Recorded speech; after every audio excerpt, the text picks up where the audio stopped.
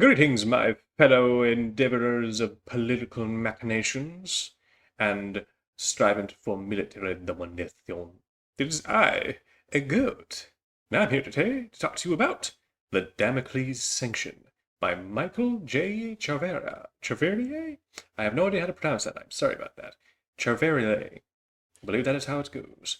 But yes, this is the latest novel spinning out of the divisive and truly thematically divisive Dominions Divided. This novel primarily focuses on the conflict between the Federated Sons and House Liao and its kind of invasion corridor that took New Avalon. Essentially, it just details them getting back all the world, most of the world they lost up to the border. But really, the novel is more about kind of setting up the political situation internally with the Davion situation. As right now, it is divided in a different way than, oh, two halves of the empire shooting each other in the face. No, it is two halves of the empire really like two dudes. And these two dudes don't like each other. And now they must maneuver politically. They must play the Game of Thrones. Yes. It's truly a political theater novel through and through. Most of the battle mech action is usually just like I think like 5 or 6 scenes where it just, oh, okay, here's to break up the bits where we needed to have, oh, okay, the invasion happened, we took this place, they had this combat here. And that's kind of where that mostly goes on. Where in other novels, I have described them as kind of this mix of character stuff and shooty shooty bang bang. This is out and out a novel about political machination in boardroom meetings. Most of the scenes are like people sitting down in a room and talking. And that can kind of get old after a point, but thankfully the novel does really well in writing its characters' internal dialogues as well as their verbiage to be interesting. It sets things apart where you can just engage with what's going on and kind of develop like a sense of like what this is all building to. It's done in a way that it doesn't seem like it's just being like internally of the novel politically like the machinations and systems of what's going on just for the sake of the systems, but more like so the story. Because currently, the Federated Sons in this novel, it just details like the literal sword of Damocles standing over its head. It regains its capital world, it has its momentum got back. Now it has to settle the internal politics going on. You see pretty much every sort of thing that can happen in a post capturing of a post return to government. You have the person in charge of the military being very popular and like having that versus the person who is not elected but like the prince Julian Davion being the sort of traditional air quotes on that since again prince um like leader of the nation. So you have like these two figures who are both popular and liked by different parts of the empire.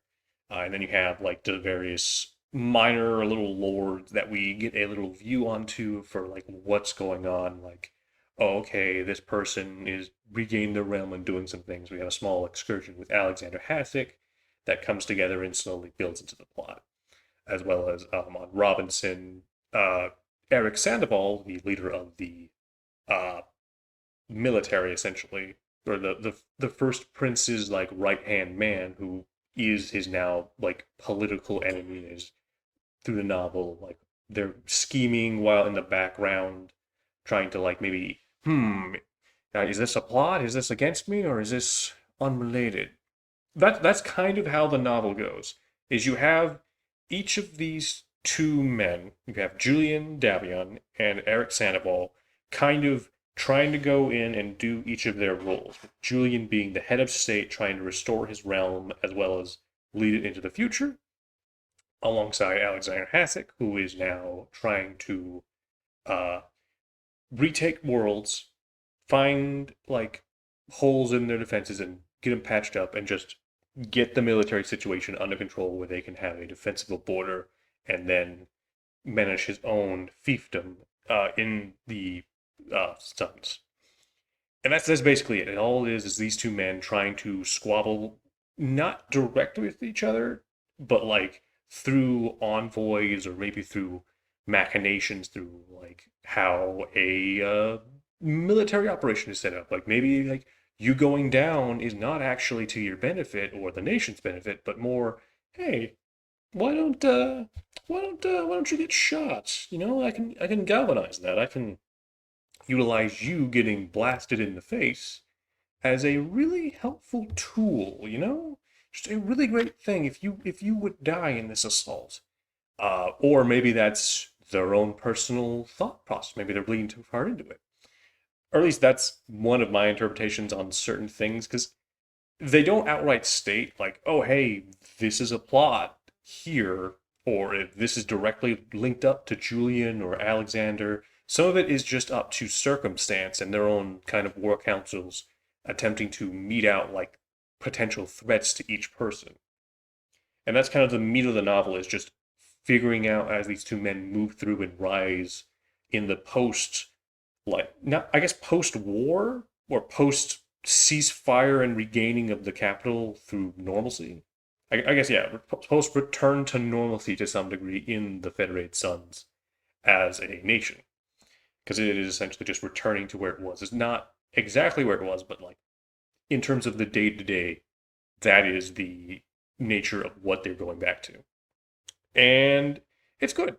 It's not my favorite novel, I think, of the bunch. I was not expecting this to be as politically like driven as it was. I was expecting, okay, the first half is going to be kind of an action thing, but no, it is through and through a novel about the political theater and the current circumstance related to um, the Federated Suns as it internally works itself out. And that is interesting. I don't mean to misconstrue it. It's just, it is very much a thing that you have to be in the mood for. Because it's a bit easier to read something that's like, okay, we got some action here and whatnot. You got some heroism. When this is a bit more dry. This is a bit more like something you need to be just ready to experience if you're ready to do that. Because other things like me, sometimes you don't really want a novel about the cerebral context of the internal politics of a fictional thing. Sometimes you just want to see two men like think themselves through a situation while they're shooting each other in giant robots.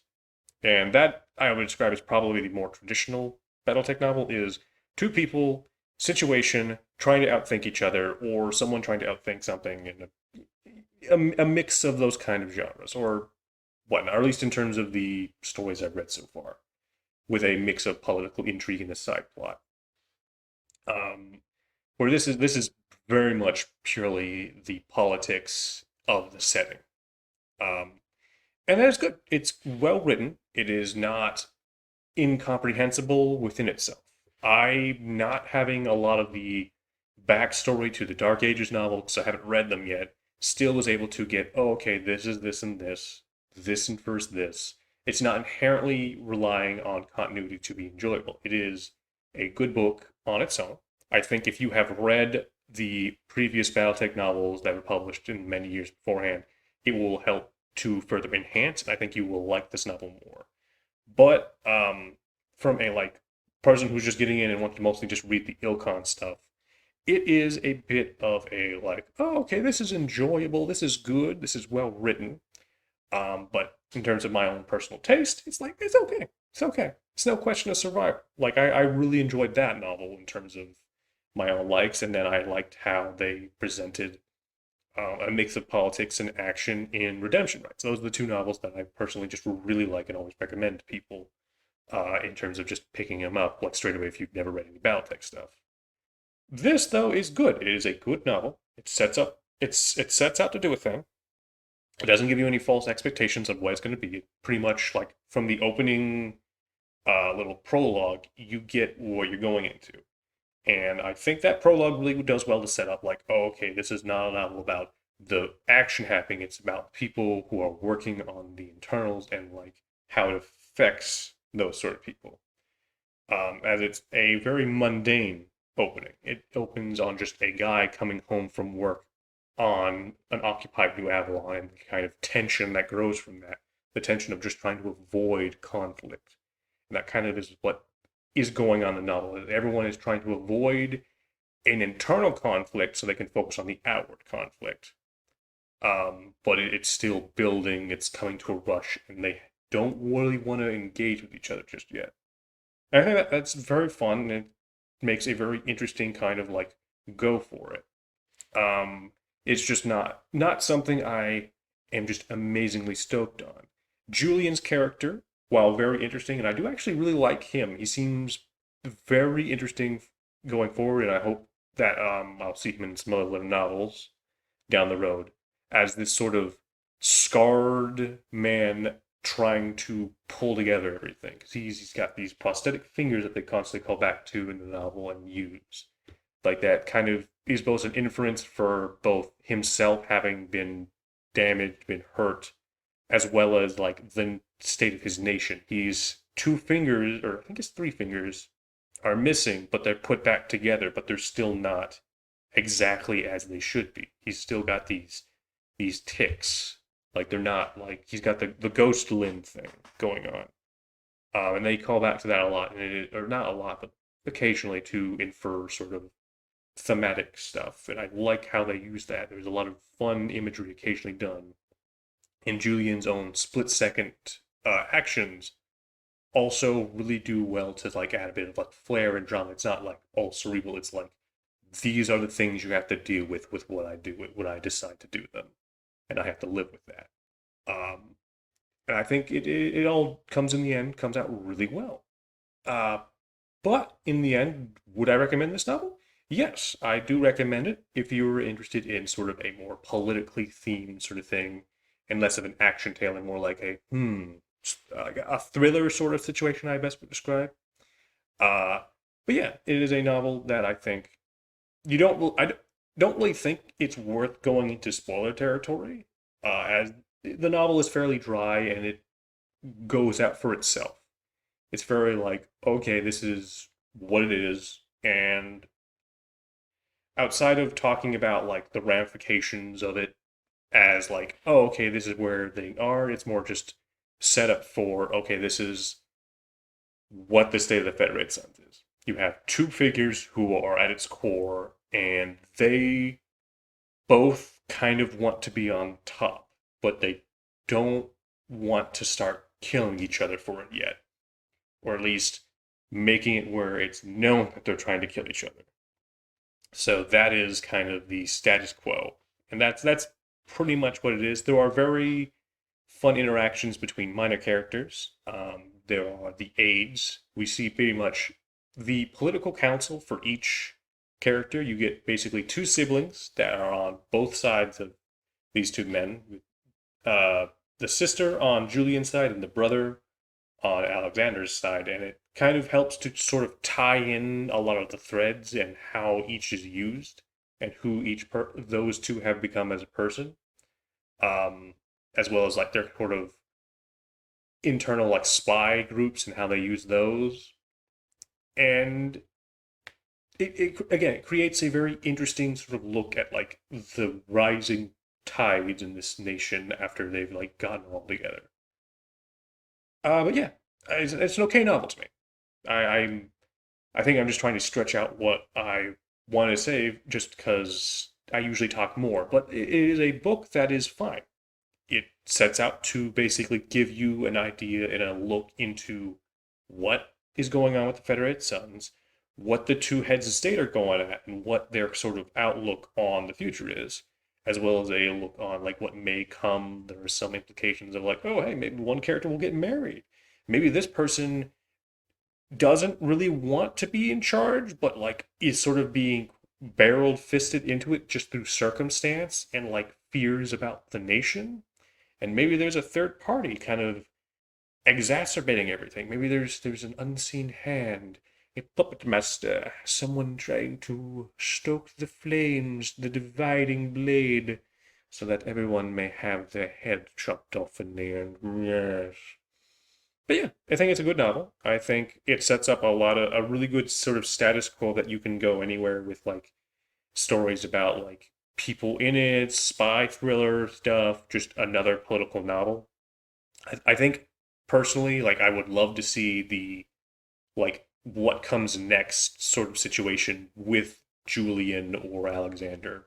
Because I think this novel is a good, like I said, it's a good setup for like what the Suns are going to be like in the Ilkhan era and what they're going to have to be dealing with. And I want to see what happens next after like maybe some more conflict gets going on or like someone wants to just drag something to go somewhere. I think that will be the more like engaging for my own personal taste sort of thing. As this is again, I want to stress this is a good novel. It's just okay to me. Uh, yeah, its strengths are there. This is a very well written book. I usually like it's harder to engage with sort of political uh, storytelling in the sense of like internal politics. Uh, sometimes, sometimes it becomes more of a like sort of fetishistic, overindulgent sort of thing.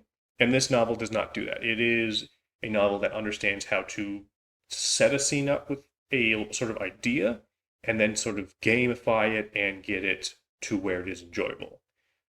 That, I think, is very, very hard to do with a lot of both political, like storytelling in general, as well as just in terms of a novel. Because I've read a couple of books where they do a lot of the politicking, a lot of the Game of Thronesing, and it's a bit dry. It becomes a very dry piece of meat. While you can enjoy it, you need a bit of sauce. You need a bit of something to make it a bit more lively, for it's not so dry that you need a thing of water to cleanse your throat afterwards. This is a piece of meat that has been cooked. It's been gone. It's got some garnish, but it does not have all the water gone. It's got all that juices still. It's still got that juices. And not even after you add in the steak sauce or whatever thing you want to put on, after the butter's been added in. Still got that juicy center. Just got a very lean, dry outside. It's not been burnt, not been overcooked. It's good. It's a good meal that you want to bite into and have a good time. But maybe next time you'll add a little something different, a little something else. See what happens, or maybe you'll get a different kind of meat, different cut.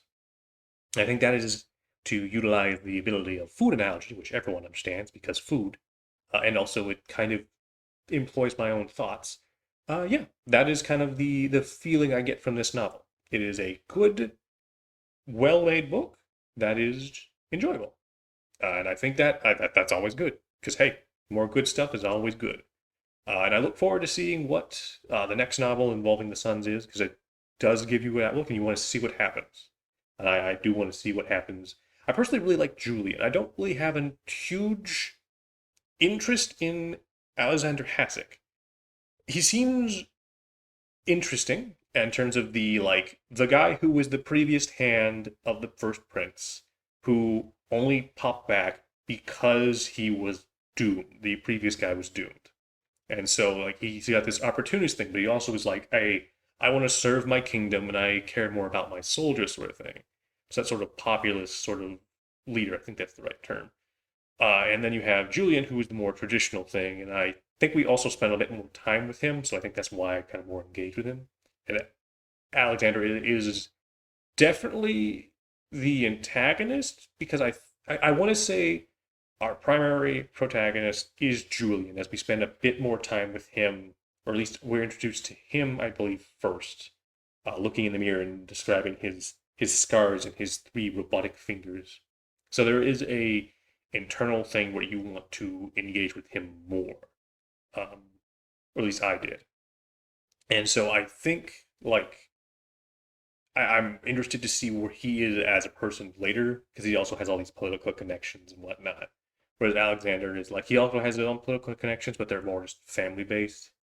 And again, that's any whole thing involving nobility and people and their connections, and like everyone's uncle and aunt has some crazy shenanigans. Um, but yeah. Ooh, other good thing I will mention before I wrap this up is we do get a little look into the context of the Draconis Combine.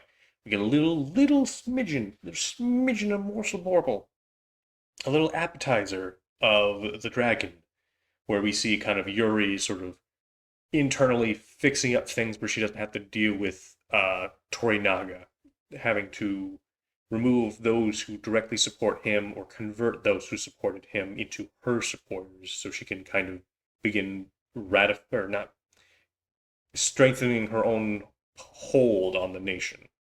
Because people aren't like super into her because she's not a full-blooded like Cretan because they all got I think they got murdered or something. Again, I haven't read all that on the Troll's Combine. I was kind of hoping Dominion Divided would give me a bit more. This novel, thankfully, did a little bit more than Dominion Divided because it gave me a sense of what's going on in there a bit more. It's the same description, but the way it's written allows you to engage and like more visualize the idea of what the political situation is, which is kind of the same thing pretty much everyone is. Some new people in charge, or there's some shakeups, and now everyone has to deal with different sort of groups in vying for control, or like people now stabilizing their control and having to deal with the outside forces coming in to threaten their control. That's kind of the sort of setup, I guess, for the Ilkhan era is just either you have gained control, now you get to hold on to it, or oh boy, things are different and going on now. But yeah, I liked how this all gave me insight into just everything. It's well written, and it's enjoyable. It's very much that. And I can't wait to see. I love to see another novel from Michael J. Cheverlet. Cheverlet. I hope to God I'm pronouncing that right. I'm sorry if I'm not. It's hard to figure it out, especially when you have dyslexia. I also have my southern twang. I don't even know if my accent is picking up right now. Oh wait, no, it came in right there. Yeah. Comes and goes. There it goes. Yep, it comes and goes. But I thank you for watching this video, and I thank you for listening to what I had to say. I will have a link to the book or the drive-through RPG if you prefer PDFs. I read this book via PDF just because it came out first as PDF and I wanted to read it. I personally like having physical books, but space is the ultimate enemy. Also, like expense, and sometimes you don't know if the novel's going to be the thing you like the most. But hey, links down below for those who have the space, money, or just they're buying what they can. They're buying like madmen. Oh Lordy Lou, they're buying like madmen. Oh, and I go with the crazy southern madness. But yes, down below. And also, I'd like to thank my patrons, which you can become one down below and help support me making all kinds of videos like this, and also vote on the next novel I will be doing after I complete the next up-and-coming novel, which will be The Kellhound's Ascent by Michael A. Stackpool. Yes, the first Stackpool novel video. We're finally getting to it. That's the big leagues, yeah. The stackpooling begins. But yes, I thank you for watching this video. And if you liked it, please click the dibbly-dibble and give it a like, give it a subscribe if you want to see more. And generally, just tell me what you thought of the novel if you've read it, or tell me about your favorite Federated Sons unit or thing related to them. Tell us a bit about the Federated Sons that you like, or if you don't like them, or whatever. Just give it a little cool little knowledge base to what you thought of something down below. But yeah, thank you for watching, and I hope y'all have a good one and a safe one into these weird ass times we live. Thank you and goodbye.